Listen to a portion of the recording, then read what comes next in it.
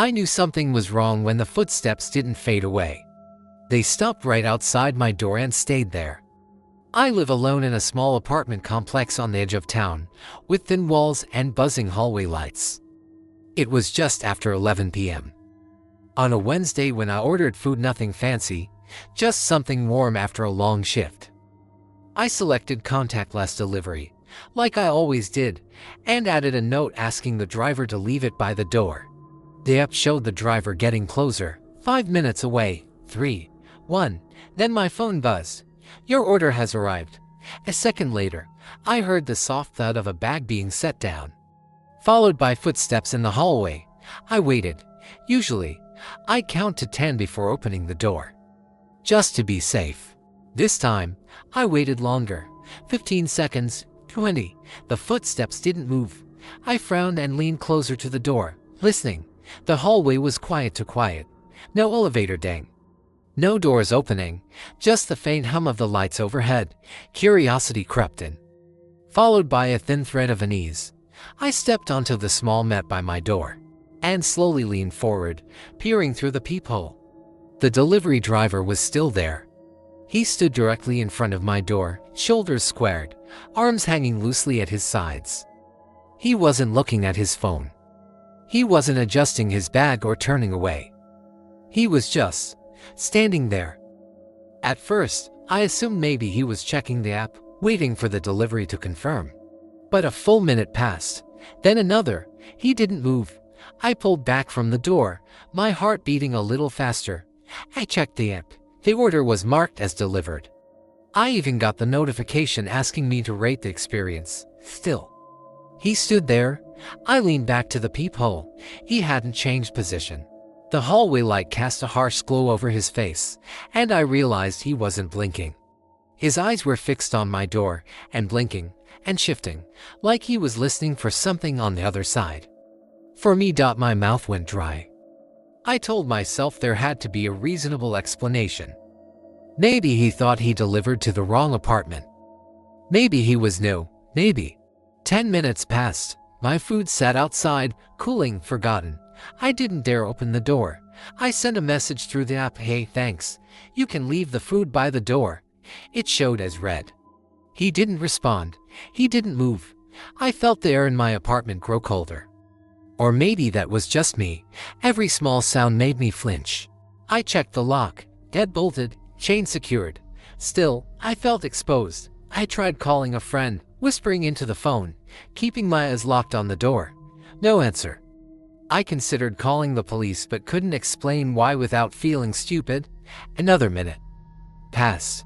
Then I heard it, a slow inhale, muffled, but unmistakable, coming from right outside my door. I froze. He exhaled just as slowly, like he was calming himself, or savoring the moment. I stepped back, my pulse roaring in my ears. My phone buzzed again. "Driver, is there a problem with the delivery?" My hands shook as I typed back, "No, please leave." 3 dots appeared, disappeared, appeared again. Then the message came through. "Driver, I was told to wait." My stomach dropped. Told by who? I typed, then deleted it. I didn't want to engage anymore. I watched through the peephole as he finally moved just slightly. He leaned forward, bringing his face closer to the door. So close that his eye filled the peephole's view, distorted and dark. I stumbled backward, a sound catching in my throat. That's when he knocked out once. Not loud, not aggressive, just enough to let me know he could. I didn't answer. Another knock followed, then another, slow, patient. I backed into my bedroom, grabbed the heaviest thing I could find, a dumbbell from under my bed, and waited.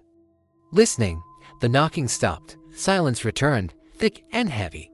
After what felt like an eternity, I crept back to the door and looked through the peephole. The hallway was empty. No driver. No food. Just the hum of the lights.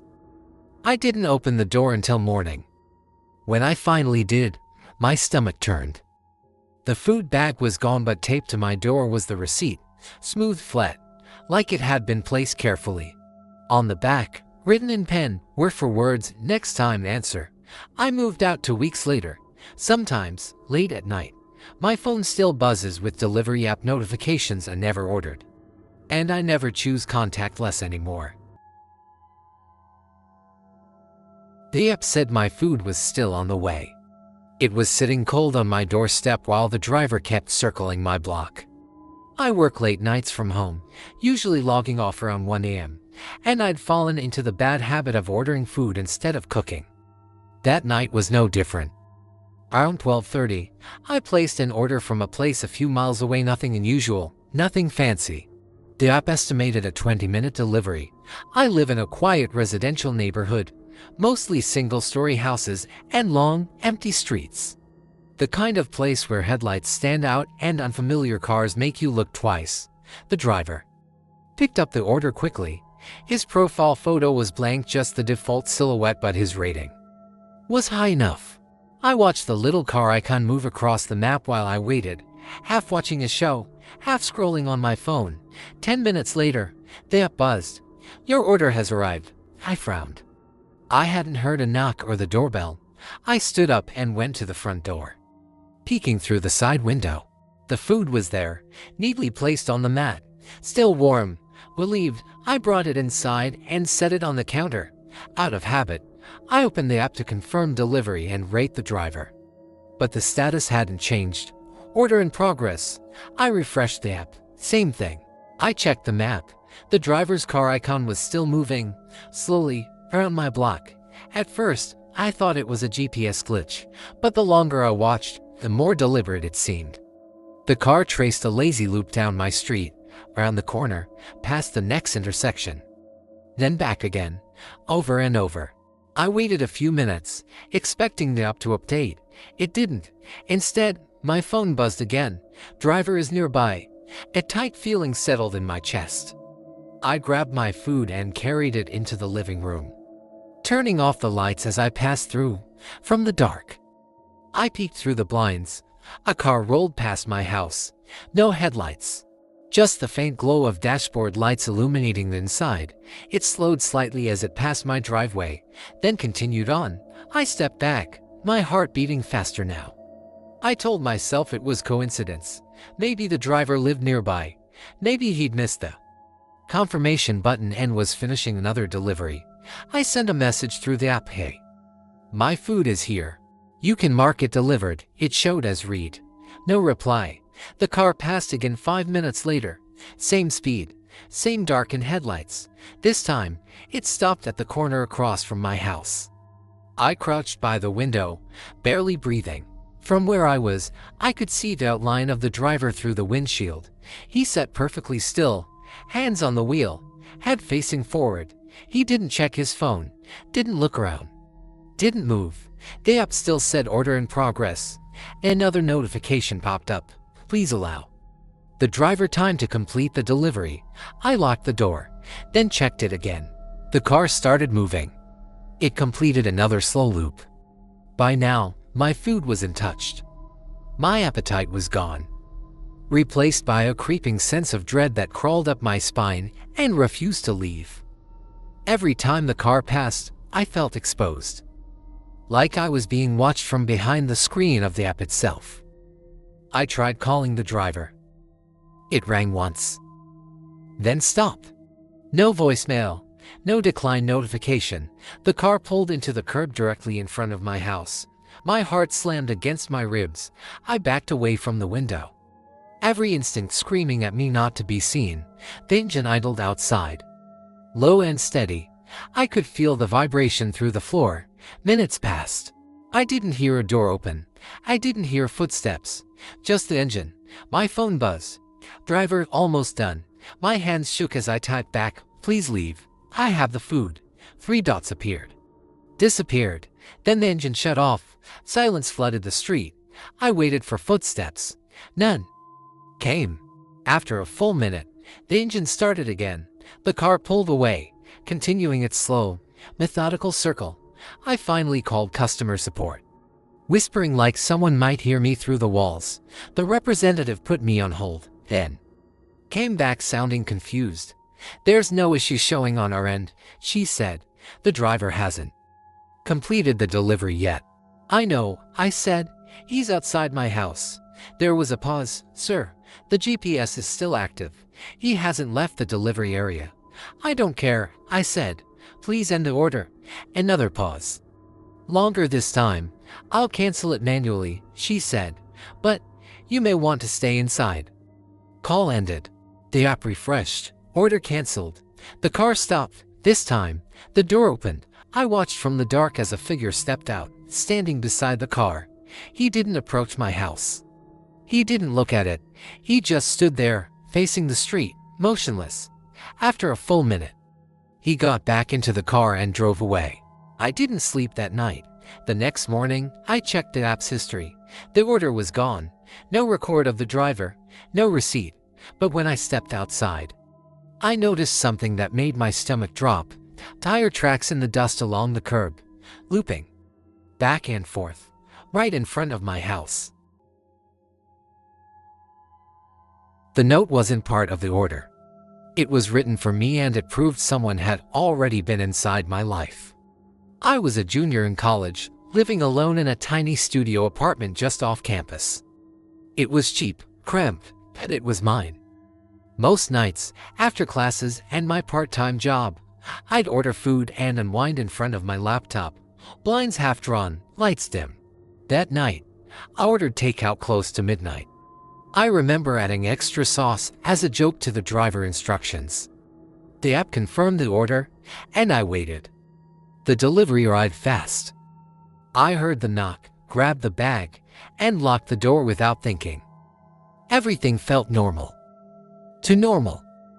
I set the bag on my counter and pulled out the containers. That's when I noticed something odd.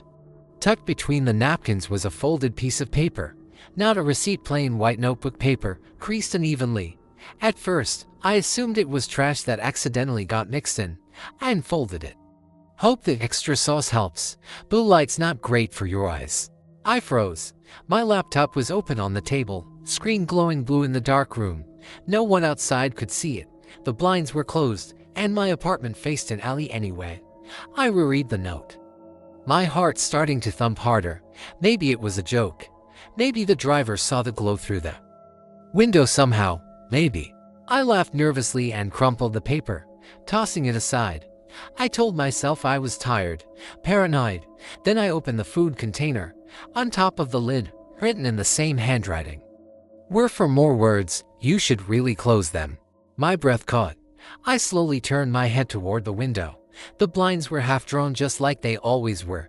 A chill spread through my chest and down my arms. I stood there for a long moment, listening.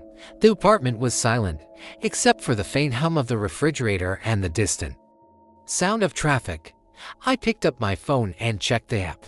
The driver's profile picture was the default silhouette. His name was a single letter. The delivery was marked complete. I messaged him, "What is this note?" It showed as read. No reply. I locked the window and pulled the blinds shut completely. My hands shaking, I double-checked the door, then dragged a chair under the knob like something straight out of a bad horror movie. I tried to eat, but the food tasted like cardboard. My appetite was gone.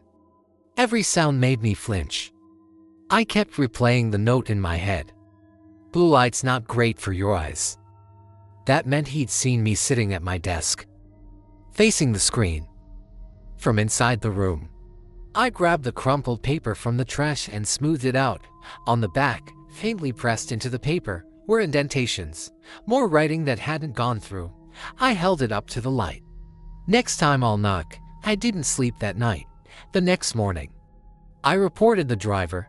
The app said the account was under review. They couldn't give me any more details. No apology, no reassurance. I stayed with a friend for a few days, telling myself it was over. A week later, I ordered food again. Different app, different restaurant, broad daylight. When the delivery arrived, I hesitated before opening the bag. My hands trembled as I pulled out the containers. No note. I laughed, the tension draining from my shoulders.